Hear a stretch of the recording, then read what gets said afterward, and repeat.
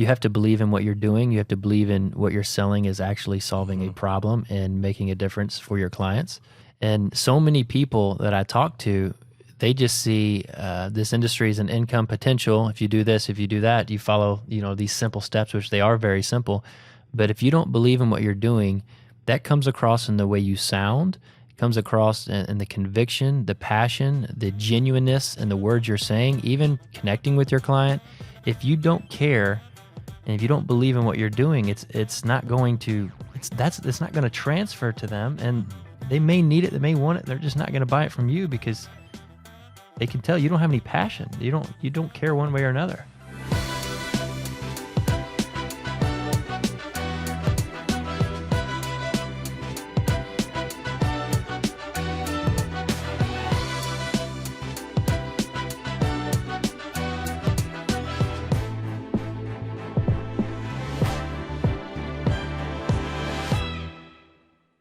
Hey guys, welcome back to the Life Insurance Academy podcast. And guys, we have a special guest. I'm going to try and get his name right. It's a little different. It's French, isn't it? It is. It's Roger Short. You guys can't even speak French. I can't. Roger. Roger. It's very simple. My name's Christophe. That's mine in French. Oh my God. I pulled a muscle right there saying my name in French. I can see it. Now. I can see it. No offense. Christian. No offense to French speakers. So I'm a guest now? Well, it's been a minute. I'm a special guest. It's been a minute. And first, hey, podcast listeners, I don't care what you're doing right now. Driving, making breakfast, making a delicious omelet. Stop what you're doing and applaud this guy. Right now, he is back from Mount Kilimanjaro. You survived. Congratulations, man. I survived. That's big time. Yeah, that was fun. We had a couple people lined up for interviews in case you didn't make it. Just letting you know that. Did we have to cancel them last minute? We did. And man, Oh we had no, Roger made it back. Now what are we going to do? We had some great people lined up. It was fun. Some people are listening have no idea what we're talking about because it's their first time listening to this episode. Tell them, bring them up to speed a little bit. My daughter and I, my second oldest daughter, 3 girls, Olivia and I, had a long-time goal of climbing Mount Kilimanjaro in Africa. And on the 5th of July, we flew over there and spent 2 weeks, and we summited the tallest mountain in Africa, which is the tallest freestanding mountain in the world. How many people do you think have done that? Oh, thousands. Yeah. Thousands, yeah. But percentage-wise, it's not in all of humanity. No. Yeah, it's a small percentage. Chris in math always impresses me. But it's true. In all of humanity, the number of people who have climbed that mountain. Yeah, no, it's very small. Yeah. Very small. So congratulations. That's Thank huge, you, man. Very big. It was fun. And it was like 800 feet, right? 800 feet? Is that right? I love messing with him. Oh, man. That one section was 800 feet. You had one section. Adam saying, get into the episode, right. episode. 19,341 feet. There you go. I knew it was a number. Very little oxygen. Now, 8 days. We're going to jump into this episode, but if they want to know more about it, where can they find more information? YouTube. There you go. Bingo. You might have heard of this YouTube machine. You may want to check it out. Yeah, YouTube's a great place Runs to research. on oil and gas. Try it. So today's episode... It's electricity, yes. Today's episode, we are talking about the top reasons that you may not be closing. And if you like sequels, we have a sequel to this episode. So this is a 2-parter. That's what it is. So is this the prequel to the sequel? It depends on what they watch first, right? None of these are released yet. So, yes, this is the prequel. This is the prequel of the 2? Yes. Or is this the first part in the series? No, this is the first part in the series. That's what it is. Let's not prequel always comes out after the other, and then they come out with a prequel after. You can't say prequel just to mess early. With everybody, yeah. but we won't. This is the first in the series. We're doing 2. Reasons that you may not be closing, and you may not. You may feel like. I think people who aren't closing feel like it's just them. In most cases, would you guys agree with that? No, I wouldn't agree with that. Okay, Zach disagrees. We are literally going to get a fist fight right now, Zach and I. Well, okay. So if they're not closing, they feel like it's just them. Sometimes people feel like it's just them. No, I disagree. I feel like they think it's everything else and not them. Oh, that is their first natural response. I think I've talked to so many agents and so many people, and I've heard so many, sorry guys, excuses of why they didn't. It was the leads. It was the weather. Everybody they've ever seen in this lead card wasn't home. None of them needed coverage. They were all worst health you could possibly get. They were worse than guaranteed issue health. I mean, you name it. It was too close to Thanksgiving. It was Halloween. It was literally every reason. I think the last thing they want to admit is it's them. Right. When I say it's them, I'm not saying it's them in the sense like they have to take responsibility. It's them in that they feel like they're failing. Everyone else is winning. Why am I not winning? Yeah, it's more the my favorite. That's what I thought your question was too. But I do agree. Zach's context. I would 100% agree. Sometimes when it's not working, they'll point everywhere else. But a lot of times people are failing and they feel like, I don't know why I'm not having success because I see all these other people. That might be the true internal feeling inside of them, but they're not going to communicate that to anybody. Right. That comes out in those other ways that you just mentioned. So with this podcast, the challenge for you as a listener is to look in the mirror and pay attention to these 4. We're talking about 4 in this episode. Reasons why you may not be closing and saying, "Hey, am I subscribing to this mentality? Am I practicing this myself, and is it affecting my close?" Okay. So the very first one we're going to jump into for people who may not be closing is one major reason is they may not be prepared to go out and sell and close. I would agree with that, Chris. Right. I would strongly agree with that. He's strongly agreeing this time. I'm strongly disagreeing. No, because I'm very binary for him. Strongly agree, strongly disagree. It is very binary. It's simple. It's one or the other. It is. Write it down, right? No, but I'm a very organized person. I'm a very prepared person. I don't ever want to be in a situation where, especially coming into this business, I remember when I was brand new, I was probably over-prepared before I was ready to take that leap. My personality is all or nothing. And so if I was going to do it, it was going to be the absolute best I could. But in homes, you can just sense when somebody doesn't know what they're talking about. They haven't done the practicing. They haven't rehearsed the presentation. They don't know what to say at the door. They're fumbling through papers. They don't have the apps with them. Heck, they don't even have a pen sometimes. I've been doing a ride-along with somebody, and they didn't even have a pen to write an app with. I mean, so many things. They don't know how to log onto the website. They forgot their password. I haven't even looked at an application. Yeah, they may not have even reviewed all the questions on the app. Mm-hmm. The week starts, you haven't even routed your lead. They got to go to this new carrier, and they can't remember their password and log in. I've been in sits on the phone and face-to-face with agents, and I have seen them read the presentation or their script for the first time talking to a client. I love that, by the way, because you kind of get fired up. Have you heard me get fired up? Oh, yeah. Yeah, you get fired up. You're like, let me ask you a question. Be honest with me. Is this the first time you're reading through this when we're on the phone with a client? Yes. Why do you get so upset? Because there's the two things we talk about frequently here is the relationship between competence and confidence. And it's very hard to be confident when you don't know what the heck you're talking about. I'm going to get up and fly this 737 for the first time today. I know I've watched some simulations. I've played some Nintendo. Now I'm going to get up and fly this plane. I know my family's back there, and they're counting on me to land this plane successfully, but we're just going to give it a whirl and see if we can get this thing off the ground. Mm-hmm. Yeah. It's literally what people are doing. Yeah. Would you do that? Would you do that? No. But people do it with because a lot of people, when they get in the business, they need to make money. Right? Because they forgot that it takes time to get your license, to get your contracts, to get your E&O, to get all the little things done. And they didn't count on the 3 or 4 weeks, and they've already left their other jobs sometimes. And now they need to go out and make money. And now they're going to fly the plane without practicing their stuff, and their family is at stake because they got bills to pay this month. And they're literally getting on the phone or getting in the car or getting in a house. And I agree with you. And what I don't understand on that, Roger, 1, 2, 3 times. But go ahead. They'll have their plane running, sitting there. You guys are interrupting each other. It'll be the plane's running, sitting there, and they just won't go to it. Like they'll be in the business for a month, sometimes 2 months, waiting for somebody else to come train them. Right. For the first time. It's like, what have you been doing? At least get in and walk around the plane. Just try it. And look at the dials. And then start asking questions to people who know what the dials mean. Hey, how do I log on to this website? Do what I need on password? Work through it. Where are my passwords? Yeah. How do I process the e-app?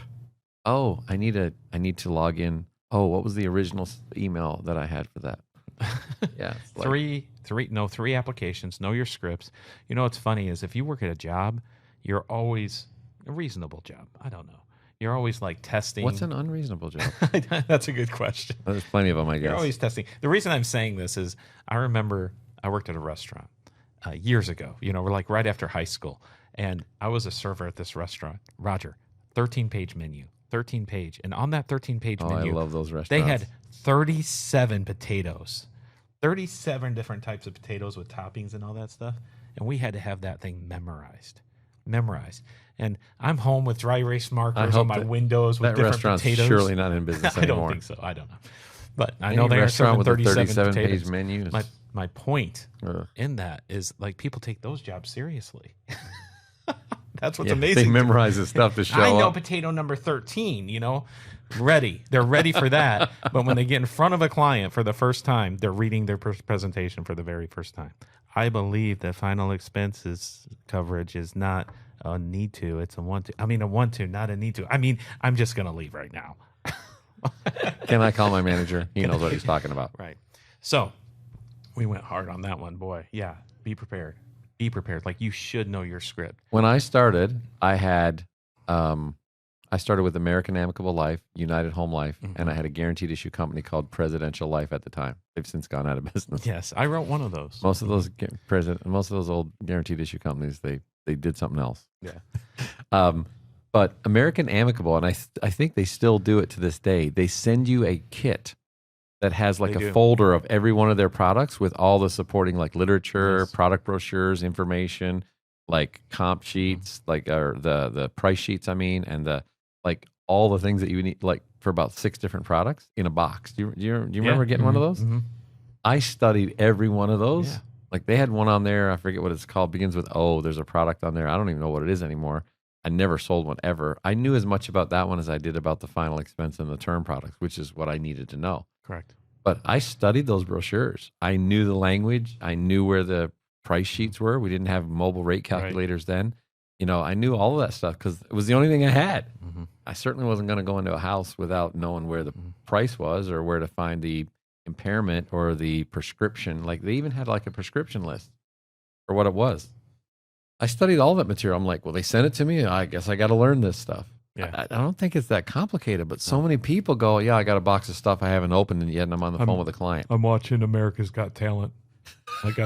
Did you see that lady sing? She made me cry. Then I'm broke. America's Got Talent, but right now I don't have talent. Oh, my gosh. This is mean. Chris has got a mean streak in him sometimes. When you're training and people don't do the basics, it drives me nuts. It frustrates you. So be prepared. Don't ask for coaching from Chris Ball if you're not prepared to at least know the basics. Yeah, you better know your script. Don't show up for sure. The next thing, what do you think here? Which one? We got 4 of these guys. Which one? Like you're good at the flow. Which one are you thinking? Mine's belief. It is. I figured it would be. Yeah, it's definitely belief. I think you have to believe in what you're doing. You have to believe in what you're selling is actually solving a problem and making a difference for your clients. Yeah. These aren't vacuum cleaners, this isn't, Vacuum cleaners are important. Even if you're selling vacuum cleaners, you got to believe it. You got to believe in your vacuum cleaner over all the others. It's true. I mean, regardless of what you sell, you have to believe in it. That's the whole point of that. And so many people that I talk to, they just see this industry as an income potential. If you do this, if you do that, you follow, these simple steps, which they are very simple. But if you don't believe in what you're doing, that comes across in the way you sound. Comes across in the conviction, the passion, the genuineness in the words you're saying, even connecting with your client, even when you're talking about teaching them about the products and how it benefits them, asking the questions. If you don't care and if you don't believe in what you're doing, it's not going to transfer to them, and they may need it, they may want it, they're just not going to buy it from you because they can tell you don't have any passion. You don't care one way or another.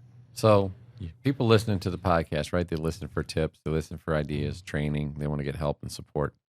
We told them the first one is they don't prepare, right? Mm-hmm. That's easy. And so that's easy, right? They go, guys, learn your material. You said the second reason why they might not be closing is they don't believe. That's very out there. It's pie in the sky, Zach. How do you teach someone to believe something when they're brand new? I don't know how to. I want to. The one thing I want to play devil's advocate there. That's a great question, and we can dialogue this. But the one thing I do believe is belief is controllable. And we talk about this with training with agents, getting their heads right. The number one thing I talk to them about is a belief is simply a thought you keep repeating to yourself. That's it. That's all it is. And if you're repeating to yourself that this is about money, then you won't believe in your product. If you believe that you aren't making a difference, I remember our conversation the very first time we started talking about this, unfortunately. I said, unfortunately? Well, really? Well, that's how you're leading into this? No. Wow. I'm jumping ahead of my brain. How many years we've been together now, and you're saying unfortunately? No, it was a life-changing conversation. Statement? Life-changing conversation. We'll need to edit this. Okay. No, the unfortunately part no was edits. when we were talking about this was I said, Roger, I don't want to take advantage of old people. Yeah. See, that's what I'm saying. I had a belief about what the product was. At my own kitchen table, in my house. You needed income. I had income. Right. You needed a different result. I had a different result. And then you look at me and go, but I don't want to take advantage of old people. And I'm like, my name's attached to this. I don't want to take advantage of old people. Is that when you changed your name? Not funny. And then, so since then you've been taking advantage. Oh, dude, like nobody. No, that's terrible. No, but you were taken aback. Like you're like, Chris, what do you think I'm doing? Like, what in the world do you think I do with this? You were literally at my house trying to figure out if there was a way to help your family, Yes. and you implied that I was taking advantage of old people. Yeah. So how long did that last? What did you do to change your belief? Well, I think understanding how the product works, understanding our market, I think that's big time. And Zach and I, and some of our trainings, like sometimes, one time we took some agents out to a funeral home. I think we've done it about 3 times. Yeah, not funeral home, a Cemetery. cemetery. That's the word, a cemetery. Yep. And had them walk around and read the. That was that night at midnight with the full moon. No, not like that. Yeah. Oh. But just to consider those families and those experiences and what happens there. I didn't understand much about funeral homes. I didn't understand the costs. I didn't understand this market and how it is being taken advantage of.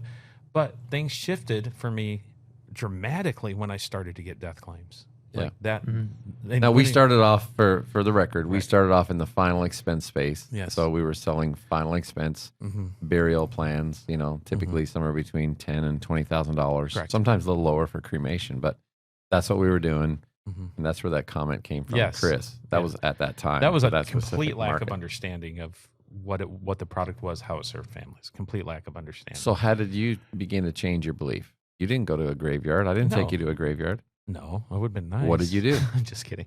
No, we drove around.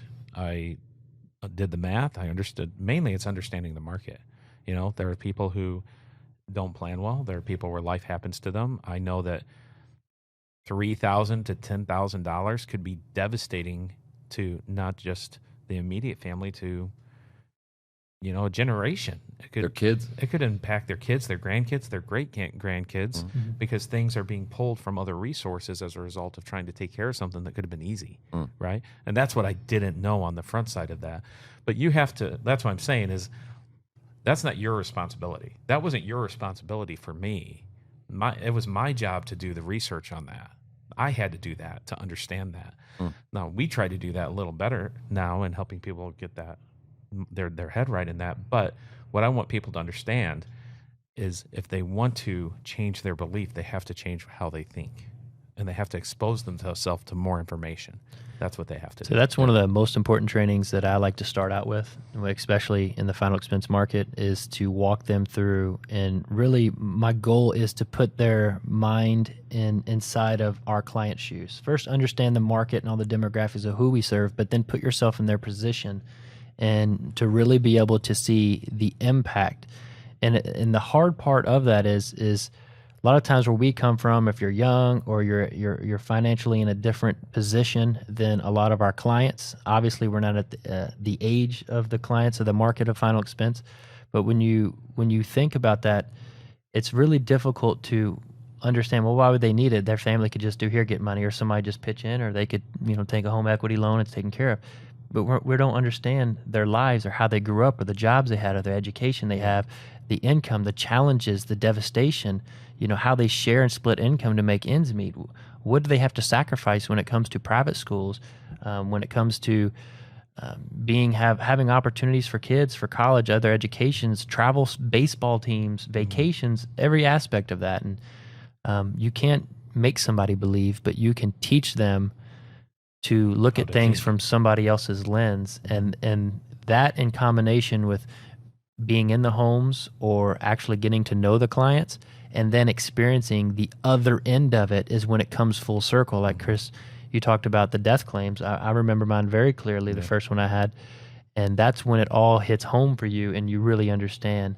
Because the truth be told, when we sit with our clients, they don't understand the full belief. They don't understand the full need. Not unless they've lost somebody. Mm-hmm. Sometimes you know, they've lost somebody close, and that's why they filled out a request or responded online, or you know, a brother-in-law, for instance, you know, just got diagnosed with cancer or something like that. Sometimes they feel it that way, but for the most part, a lot of them don't.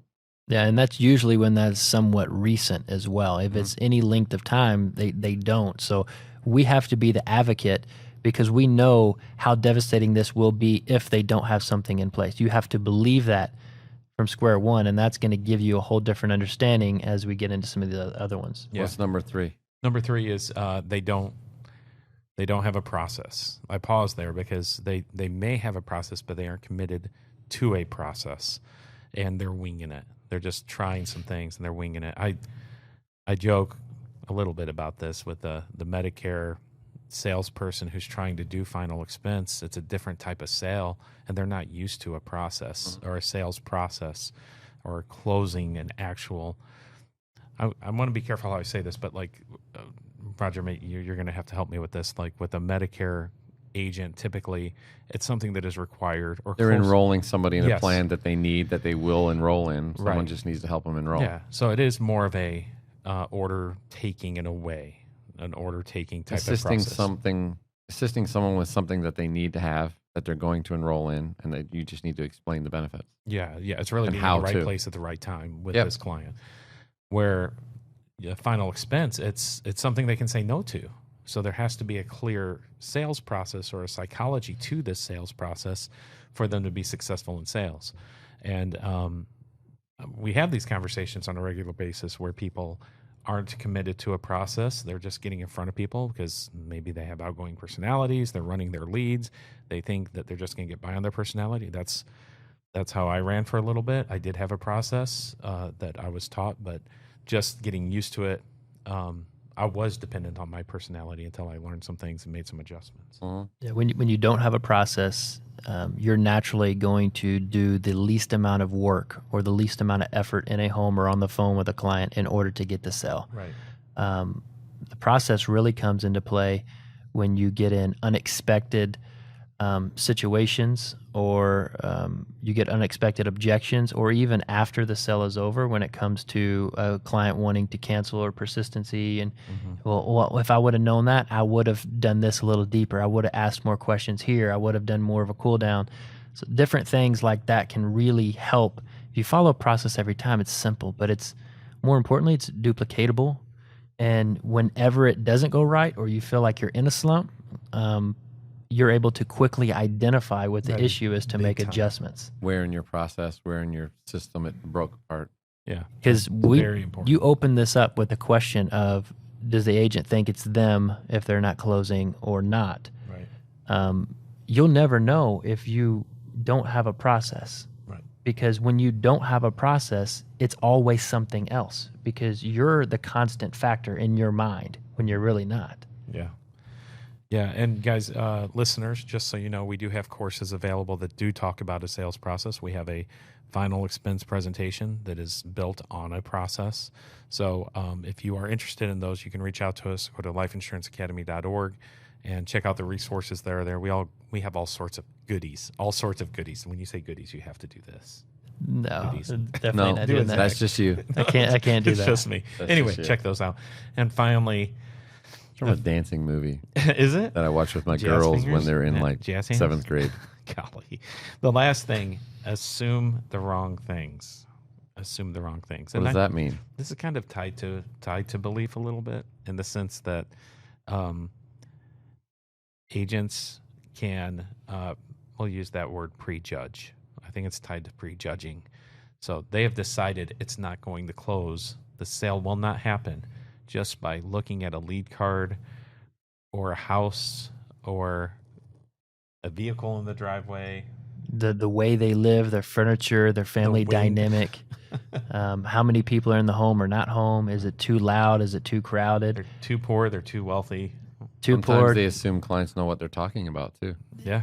Yeah. When clients give them answers or objections or feedback or do you know type questions, and the new agent's like, my client is a genius. They know everything about this. When I think not the case. The biggest portion in the sales presentation of where this comes up is when you're actually presenting options and pricing. Because when you're doing that, you have to be really good at reading your environment and your client and the emotion that you brought into the sit. That's going to help you identify the options that you need to present and that are correct for your client.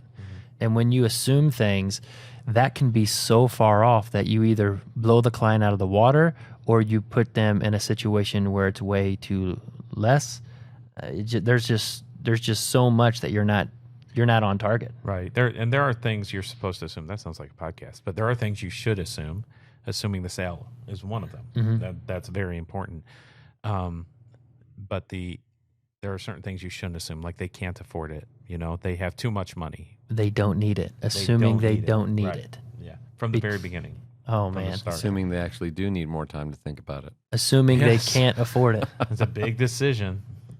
Yeah, it's $184 a month to protect your $500,000 mortgage. I know you really need to really think about it. So I'll let you have another week or two. Right. So these are the 4. They aren't prepared.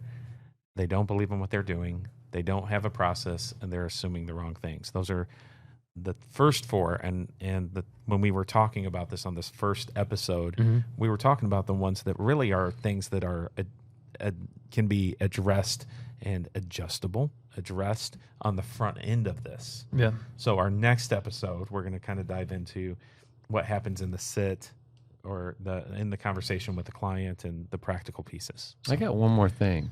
That's not. We'll have to change the whole title of this podcast. Yeah, no, I don't. You can't do that. No. Is this like? No, it's about assuming. Okay. This is a Columbo thing for those of you who are old enough. Yes, right? I know what you're talking about. We've all agreed. We're all walking away. We turn around. There's just one more question I want to ask you. In this assumption idea, people, when they assume the wrong things, I think one of the biggest areas where agents get tripped up a lot of times, especially if you're in like the simplified issue space of mortgage protection or final expense, and you purchase leads, you think all those leads should be a sale. Right. And it should be easy because it's a lead, because someone said they wanted information. So therefore, they must be buying. They must be buyers. And that's a big misassumption. I don't even know if that's a word. That's the wrong assumption. Yeah, the wrong assumption. That's not a correct assumption at all, because it's simply someone who expressed an interest in it. You still got to do your work. At the time the emotion was triggered and they filled out that form or submitted that request online, from the time you get to them, everything's changed. Yeah. Like life has happened. Like there's all these things. And so, but the agent is getting the lead for the first time and they think this is a buyer, and they call 5 or 8 or 10 leads and nobody wants to see them. Oh, the leads are terrible. They assume that's the leads. Like what you said, it goes right back to that initial premise. Like it's the leads, it's all these other, and they're assuming the wrong things. They're assuming they don't have to do the work to find the need with the client. Right. I mean, my first deck of leads, if you remember my story, McCreary County, Kentucky, 50 leads, 2 years old. And then when I get there, I realize there's no physical street addresses. They're all P.O. boxes and half of them don't have phone numbers. Right. I could have assumed a lot of things right there. I could have assumed this is terrible. What am I doing here? Turn around and come home. But I assumed that the people on that card at some point had something that triggered an emotional response, that they filled that out and sent it in. I just had to find their house. That's it. I was committed to finding their house. So like we assume a lot of wrong things. So it happens on the front end with the leads. It happens in the house with, making prejudgment. It happens with the clothes. They don't need it, or it's too much, or I believe the wife when she says she has a policy at work and they need another 2 weeks. Yeah. Assume the wrong. So, and I assume all of our listeners have heard the story of your first week probably 25 times. Yeah. Well, if they all listen, we took a survey last week in the first live breakout, and 6 people raised their hand that they'd listened to the podcast before. So there's that. We got new listeners every day. So. We had a record month. Yes, last month. Do you want to announce the number? Yeah, we hit 40,000 listeners for the month. Thank you guys so much for 40,000 unique downloads. Yes, last month. So we need an applause track right here. Right there, and that goes out to all of you guys because it's you guys that are driving that. So if you find value in this, if you find that there's some nuggets in here that you can use or that your team can use, or if we've been beneficial to you at all, please share. Give us a comment, give us a like, follow us subscribe on Spotify, Apple Podcasts. You can give us a recommendation on there. You can give us a thumbs up, a 5 stars, whatever. You can give us a testimonial. You can share, you can comment. You can drop us a note at Life Insurance Academy at any of our socials on Instagram, Facebook, LinkedIn. You can find us all over. And I think we're coming back for part 2 of this series next week on reasons why you aren't closing more sales. We'll see you on the next episode of the Life Insurance Academy podcast.